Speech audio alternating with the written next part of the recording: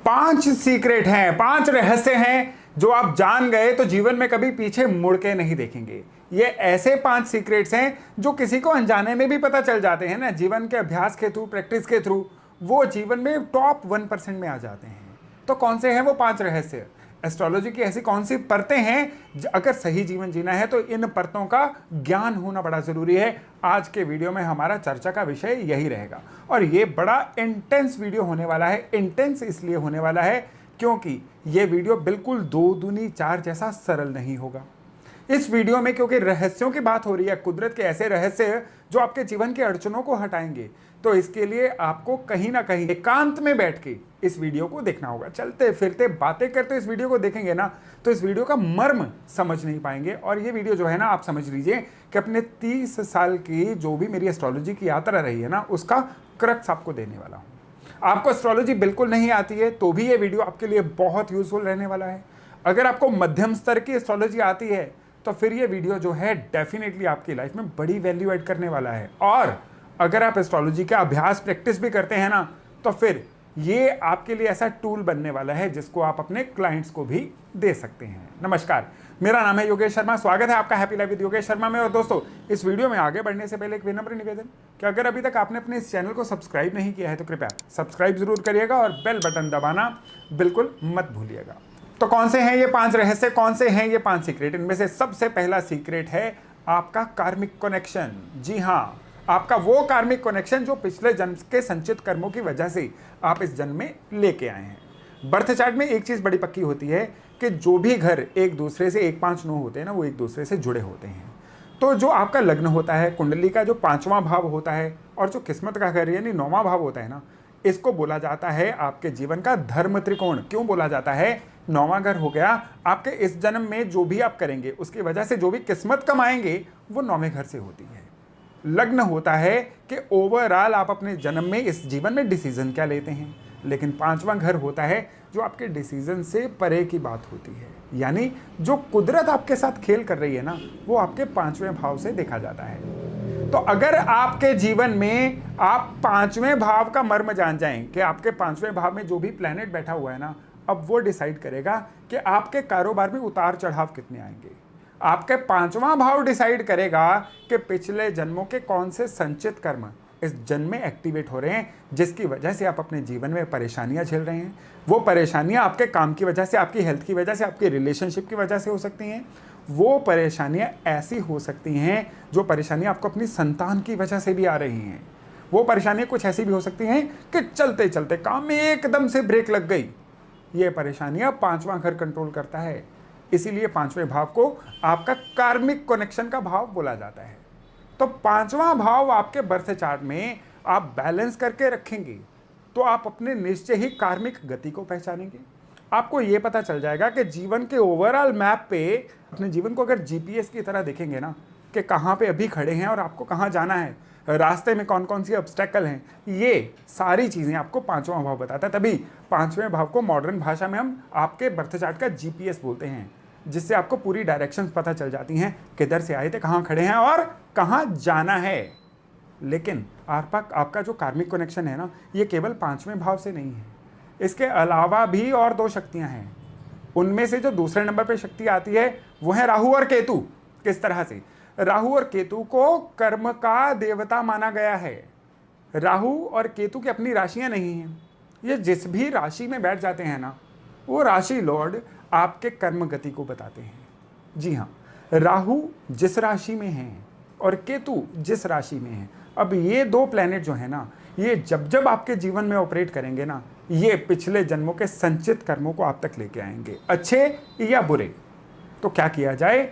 जब भी राहु या केतु जिस राशि में बैठे हुए हैं उनके जीवन में दशा अंतरदशा है ना, तो आप उनका उपाय, उनकी डोनेशन या उनका जो भी पैसिफिकेशन है मंत्रों के द्वारा, पूजा पाठ के द्वारा जरूर करिएगा। ये किया गया उपाय जो है ना, आपकी कर्म गति को स्मूथ करता है और आपके जीवन में आपको कुशन दे देता है, जिससे जीवन में जो भी बदलाव आते हैं ना, वो जीवन में आपको हर्ट नहीं करके जाते हैं। और अब कर्म गति, इसका जो तीसरा सबसे बड़ा पहलू है ना, वो है आपकी कन्या राशि। 12 राशियां हैं आपके बर्थ चार्ट में, ये 12 राशियां कहीं पे भी डिस्ट्रीब्यूटेड होती हैं, लेकिन कन्या राशि जो है ना, ये आपकी देनदारियों की राशि है। कौन सी देनदारी? वो देनदारी जो आपने इस जन्म में किसी से पैसे लेके देने हैं, किसी का कोई भी उधार चुकता करना है, वो किसी भी कर्म में हो, वो कन्या राशि बताती है। लेकिन कन्या राशि पिछले जन्मों की देनदारियां भी बताती है। तो आपके बर्थ चार्ट में जहां पे कन्या राशि है ना, उस घर से संबंधित देनदारियां, ये आपकी कर्म गति को बताती हैं। तो ये जो 5 रहस्य है ना, इनमें सबसे पहला रहस्य है अपनी कर्म गति को पहचानना। जब आप अपनी कर्म गति को पहचान जाते हैं ना, तो जीवन में न जाने कितने ही ऐसे संकट हैं जिनको आप टाल सकते हैं। जीवन में ऐसी कितनी ही मुश्किलें हैं जिसमें आप तलवार की सुई बना सकते हैं, यानी you can reduce the magnitude of the problem. Problem का कद जो है, समस्या का जो साइज है, वो छोटा हो सकता है। डेफिनेटली जो चीज़ होनी है वो होके रहेगी, लेकिन एस्ट्रोलॉजी क्या माध्यम है? तलवार का सुई बनाने का माध्यम है। समस्या का साइज छोटा किया जा सकता है, और ये एस्ट्रोलॉजर जो है एक ताल ठोक के कह सकता है कि हाँ, समस्या का जो कद है वो छोटा किया जा सकता है। तो कार्मिक कनेक्शन जो है ना, इसके बाद हम बात करते हैं कि दूसरा रहस्य कौन सा है। जो दूसरा रहस्य है ना, वो है आपकी इस समय पे महादशा अंतरदशा कौन सी चल रही है। आपके जीवन में दशा का रहस्य जानना बहुत ज़्यादा ज़रूरी है।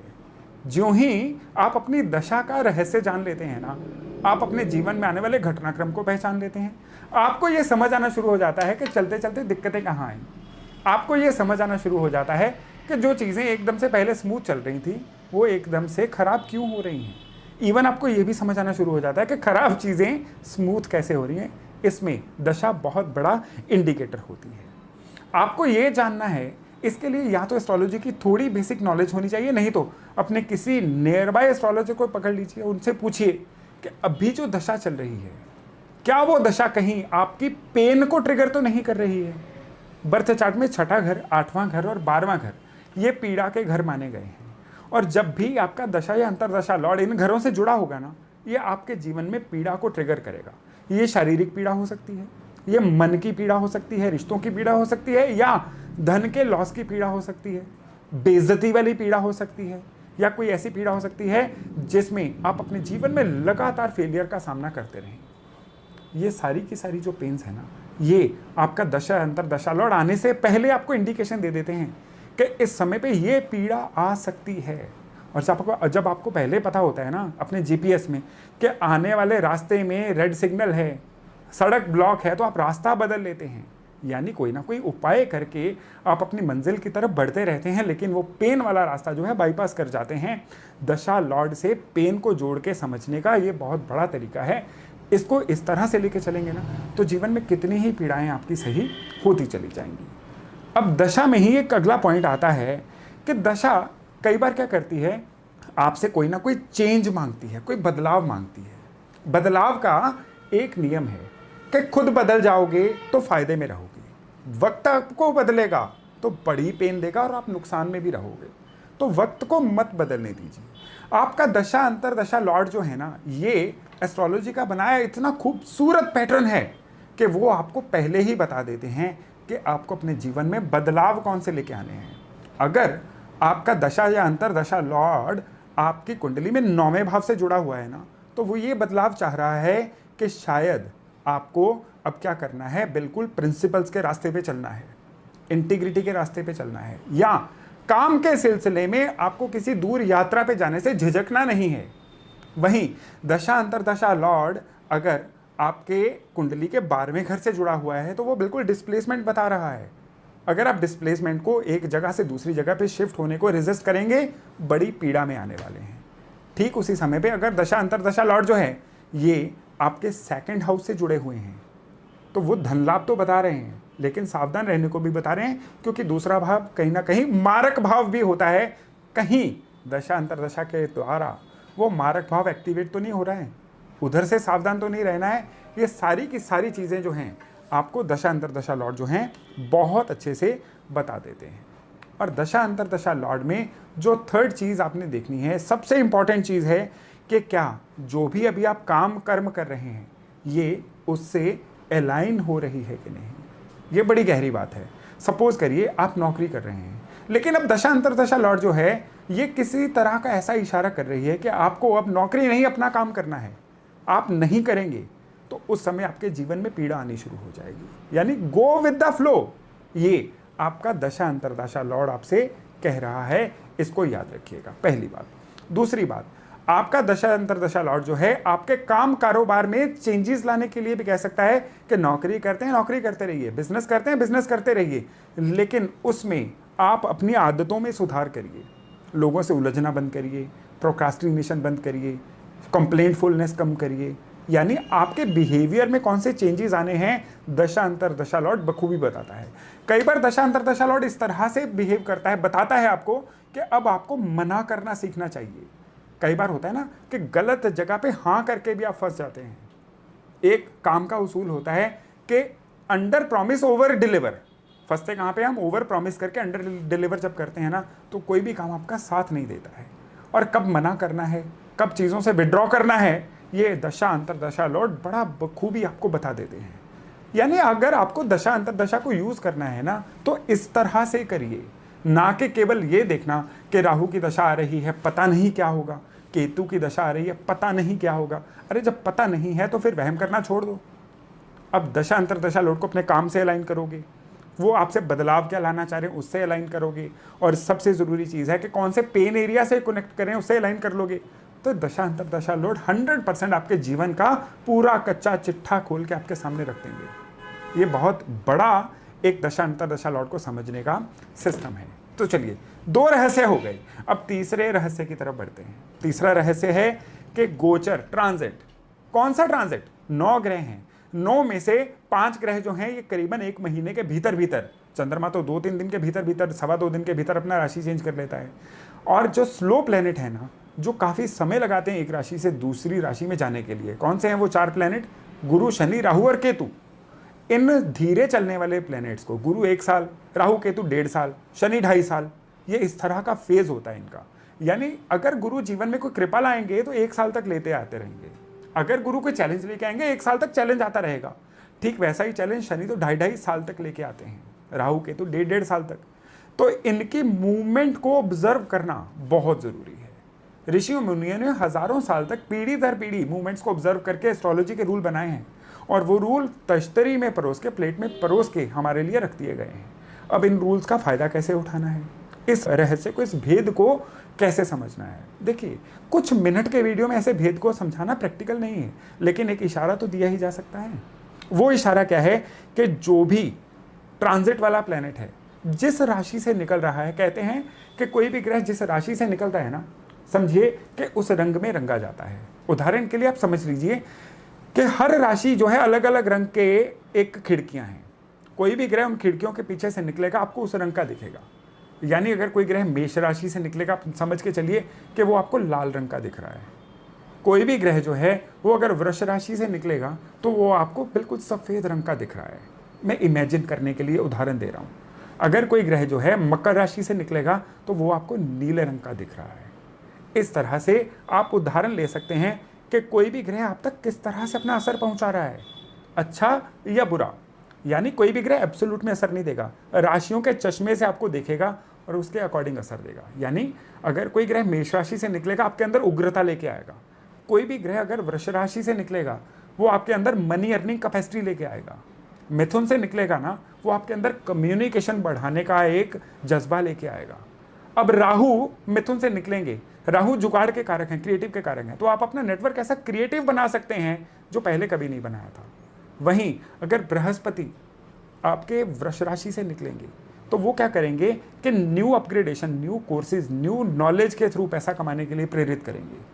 वही बृहस्पति चलते चलते जब मकर राशि से निकलेंगे, जहां नीच होते हैं, तो आपका कुछ भी नया सीखने का फ्लेयर ही कम होता चला जाएगा। इस तरह से प्लेनेट का ट्रांजिट काम करता है। तो कोई प्लेनेट आपके लिए कौन से भाव, कौन सी राशि से निकल रहा है, इसकी बेसिक नॉलेज जो है वो आपको बताती है कि उस 1 साल में आपका बिहेवियर किस तरह का होना चाहिए। अब आपको सावधान किन चीज़ों से रहना है और अपने जीवन में नई चीज़ें कौन सी ऐड करनी है। खाली जिधर की हवा थी उधर चल पड़े, उस तरह से नहीं चलेगा, फिर आप पेन में आओगे ही आओगे। अगर आप पहले से सोच समझ के चलोगे तो डेफिनेटली फ़ायदे में रहोगे। जैसा मैं आपको उदाहरण देता हूँ, आप अभी आज की डेट में समर में अगर आप किसी ट्रॉपिकल एरिया में टूर के लिए जाओगे, यानी किसी ध्रुवीय एरिया में जहाँ पे ठंडा मौसम है, तो डेफिनेटली आप स्वेटर साथ में लेके जाओगे। जो यहाँ पे मौसम है वहाँ थोड़ी रहेगा, ये आपको पता है, इसलिए आप पहले से प्रिकॉशन लेके चल रहे हो। तो प्लैनेट्स के बारे में भी ये जो सारी चीज़ें हैं ना, मेरे पिछले वीडियोस में भी आप रेफर कर सकते हैं, क्योंकि यहाँ पे सारी चीज़ें बताने बैठूंगा ये वीडियो की लेंथ बहुत लंबी हो जाएगी। तो हर राशि में जो प्लैनेट है ना उसका बिहेवियर अलग हो जाता है। राहु का अलग, केतु का अलग, गुरु का अलग, शनि का अलग। केवल इन्हीं 4 को ट्रांजिट में क्यों ज़्यादा मैं ध्यान देने के लिए कह रहा हूँ, ज़्यादा समय तक रहते हैं एक राशि में, ज़्यादा गहरे तरीके से आपके जीवन को प्रभावित करते हैं।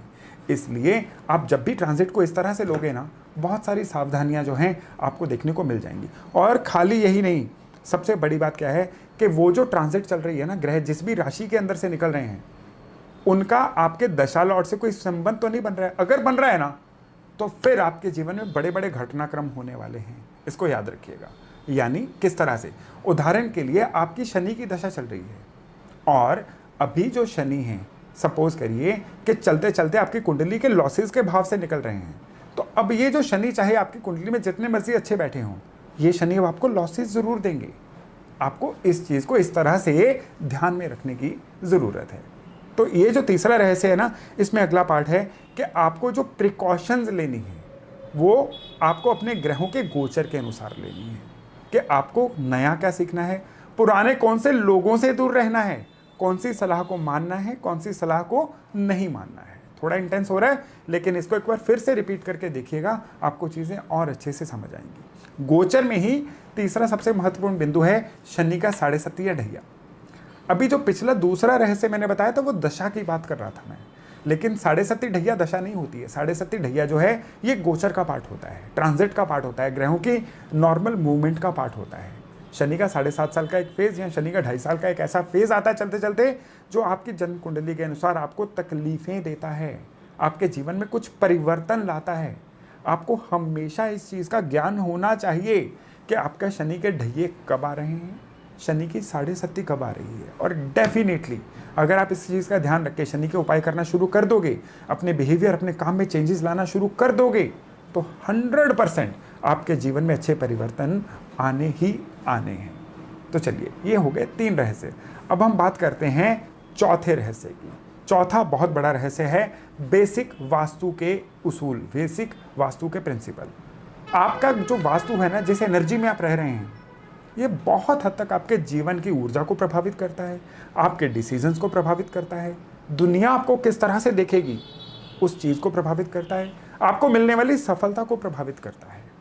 तो आपके घर का जो वास्तु है ना, ये बेसिकली ठीक होना चाहिए। जैसे कि आपको पता ही है, क्योंकि आप अगर मेरे वीडियोस पिछले देखते रहते हैं तो आपको ये चीज़ भी पता होगी कि एक घर के अंदर 5 ऊर्जाएं जो होती है ना, अग्नि, पृथ्वी, जल, वायु और आकाश, ये अच्छी मात्रा में एक घर के अंदर होती हैं।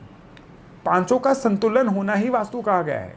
अग्नि की जगह पे जल हो जाए, जल की जगह पे अग्नि हो जाए, इस तरह की जो बेसिक इम्बैलेंस होते हैं ना, ये घर के वास्तु को खराब करते हैं।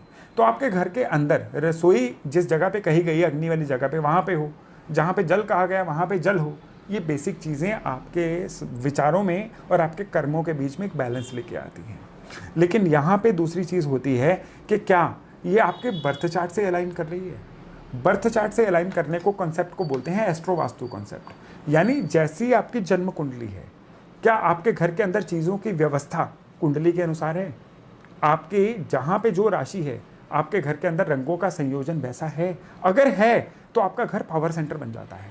आपका घर जो है ना, एक बहुत बड़ा कह लीजिए टूल बन जाता है आपको तरक्की देने के लिए। लेकिन अगर ये संयोजन गलत है ना, आपका घर का वास्तु जो आपके चार्ट से टैली नहीं कर रहा है, तो फिर ये एक ऐसा टूल बन जाता है जो आपके जीवन में किसी भी कीमत पे तरक्की नहीं होने देता। लाख उपाय कर लीजिए। तो वास्तु में ही जो तीसरा सबसे बड़ा नॉर्म है आपका बेडरूम। चाहते ना चाहते हुए 7-8 घंटे तो आप 24 घंटे में से बेडरूम में निकालते ही हो।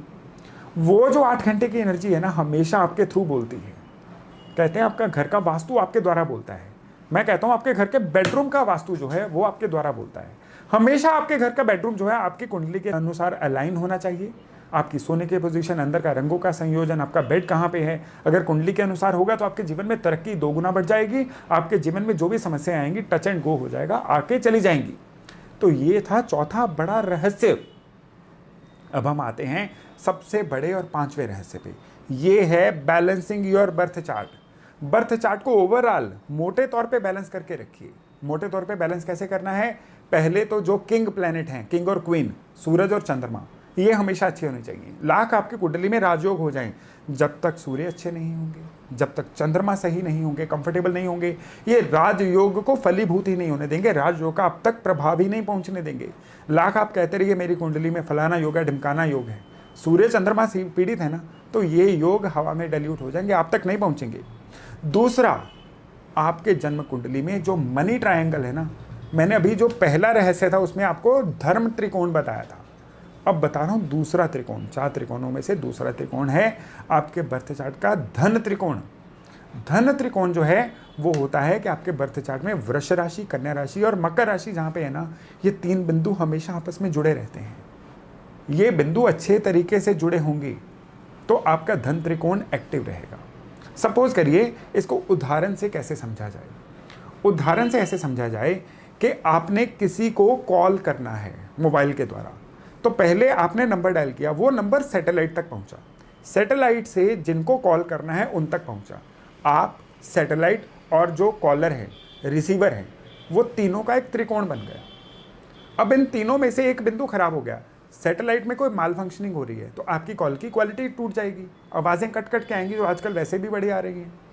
अगर आपने नंबर ही गलत डायल कर दिया तो सही बंदे तक नंबर नहीं पहुंचेगा, या आपने और सैटेलाइट ने मिलकर कॉल तो वहां तक पहुंचा दी लेकिन कॉलर ने आपकी कॉल को लिया ही नहीं, तब भी आपका पर्पस पूरा नहीं हुआ। यानी ये त्रिकोण किसी एक वजह से भी खराब हो गया तो आपका पर्पस पूरा नहीं होगा। तो धन त्रिकोण बिल्कुल इसी तरह से होता है। धन त्रिकोण जब तक आपके चार्ट में प्रॉपर नहीं होगा, आपका जितना भी एफर्ट है ना, ये धन के रूप में दिखाई नहीं देगा, भूल जाइए। फिर आप लाख उपाय करते रहिए, लाख पूजा पाठ करते रहिए, धन त्रिकोण एक्टिव नहीं किया है तो इसका सीधा सीधा असर आपके मनी मैटर्स पे दिखना ही है। और ये जो 5वां रहस्य है ना, इसका अगला बिंदु है कि आपको अपने बुध को सही करना है। बुध को कलयुग का सबसे इंपॉर्टेंट प्लेनेट क्यों बोला जाता है? वो इसलिए कि कलयुग में आप सोचते किस तरह से हैं, आपकी डिसीजन मेकिंग कैसी होती है, कहाँ पे आप बिल्कुल सही पत्ते को खेल जाते हैं, कहाँ पे आपकी टाइमिंग बड़ी ज़बरदस्त हो जाती है, सारा कुछ बुध डिसाइड करते हैं। बुध सराउंडिंग को देखते हैं, बुध एकदम से नए तरीके से सोचते हैं, बुध आपको वो वाली इनोवेशन दे देते हैं जो बाकियों से आगे ले जाती है। बुध सही समय पे आपको मना करना भी सिखाते हैं और एकदम से झट से लपकना भी सिखाते हैं किसी मौके को। बुध आपदा में अवसर भी ढूंढ देते हैं। और आपके बुध खराब होंगे ना तो ये सारी चीज़ें हो नहीं पाएंगी। बुध खराब होंगे, शब्दों का चुनाव सही नहीं हो पाएगा। बुध खराब होंगे, आप सामने वाले को अपनी बात को समझा ही नहीं पाओगे।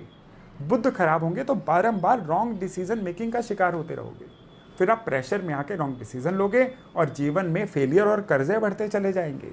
तो बुध को भी बर्थ चार्ट में हमेशा पॉलिश्ड रखना, साफ सुथरा रखना, अच्छा रखना बहुत ज़्यादा ज़रूरी है। और ये आपके बुध कहाँ पे है उस पर भी डिपेंड करता है। बुध के ऊपर मैं अपने एस्ट्रोलॉजी लर्निंग चैनल पे एक स्पेशल सीरीज़ भी लेके आ रहा हूँ बुध के अगले रेफरेंस के लिए, उसको भी ज़रूर देखिएगा। तो ये जो 5 सीक्रेट है ना आपके बर्थ चार्ट में, इन 5 सीक्रेट्स को आप अपने जीवन में पूरी तरह से अप्लाई करिए। जो जो चीज़ें मैंने बोली हैं आप खुद देख सकते हैं, बहुत बढ़िया, नहीं तो किसी स्पेशलिस्ट एस्ट्रोलॉजर की सहायता भी लीजिए और इन 5 चीज़ों को आप सही रखिए और फिर देखिएगा किस तरह से आपके जीवन में कि कोई भी जो समस्या है ना कितनी जल्दी डाइल्यूट होती है, कितनी जल्दी टलती है और आप अपने जीवन में सच में एक सुखी जीवन की तरफ बढ़ते हो।